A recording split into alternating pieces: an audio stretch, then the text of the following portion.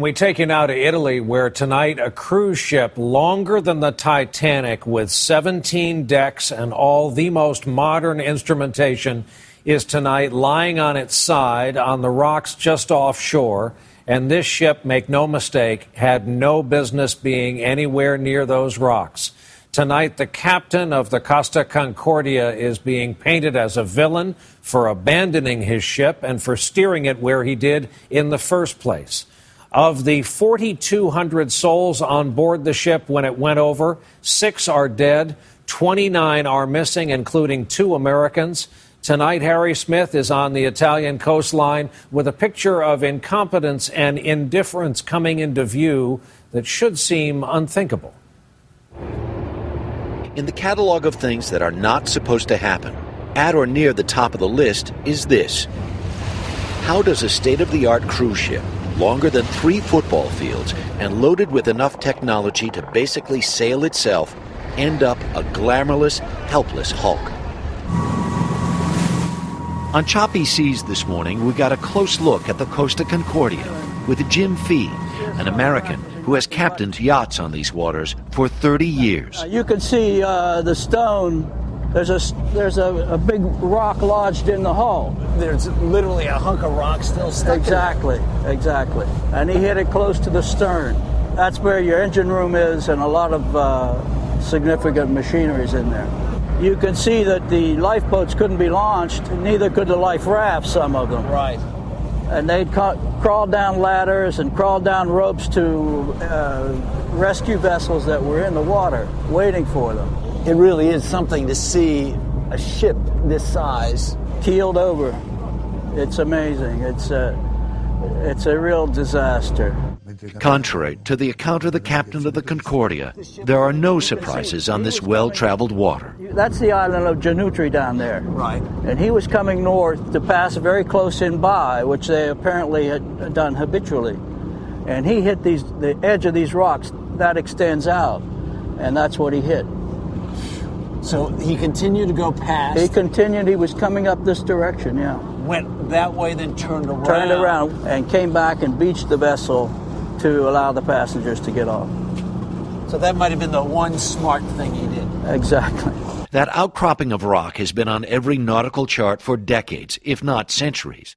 Sailors since the Etruscans have known to avoid it.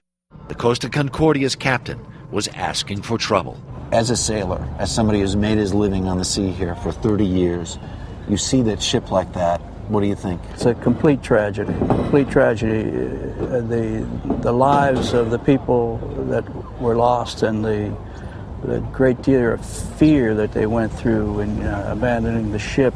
How bad was the judgment of the captain of the ship who sailed so close by this island? Completely irresponsible. Completely irresponsible in my estimation. It never should have been so close. Put everyone's life at jeopardy. Your first responsibility is to your passengers and crew and the vessel. You cannot forgive it, I'm sorry. It's something he has to be severely punished and condemned for. Miguel Flores was a waiter on the Costa Concordia. He showed us video he took with his iPhone. This is the restaurant. You can hear the captain. Tango India. That means someone is injured. In this moment, the captain is calling Tango India, no? With the ship listing badly, anxious passengers beg to be allowed on lifeboats. Oh, you can hear somebody saying, "Go, go." Crew members refused. Only when the captain declares abandon ship can the lifeboats be boarded and lowered. The people, the passengers, they're very nervous. They want to go inside the lifeboat. In order to get on the lifeboat, the captain must order abandon ship? Yes, abandon ship, abandon ship. Confusion, fear, frustration flowed from passengers to crew and back again. Patrick and Elizabeth Capito were on their honeymoon.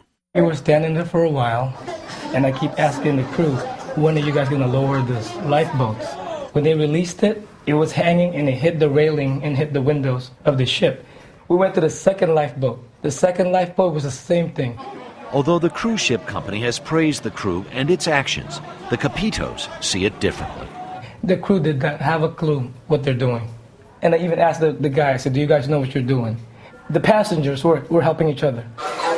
The ones that are doing it, they're the cooks, the waiters, the house cleaning people. Where's the officers that they have? They're all gone. They're not there. So the Capitos jumped onto an already crowded life raft. When we jumped inside, the water was up to here, to our neck. I said, we have to get out again. Drowning in chaos, the Capitos got separated. Patrick doesn't know how to swim. I was just thinking about my family and my wife, if I'm not going to see them again or not, because I can't see her anymore. She was gone. So I did my best to get under the water with my life vest on to get to the other side, because the ship was on top of me already. So I went underneath the water and just did what I could do to get to that island. Steve! Steve, Captain! It's no small miracle so many made it out of the ship, but it's hard not to think that tonight the Costa Concordia should have been on its way from Barcelona to Mallorca. Unbelievable reporting. Harry Smith from the coast of Italy tonight.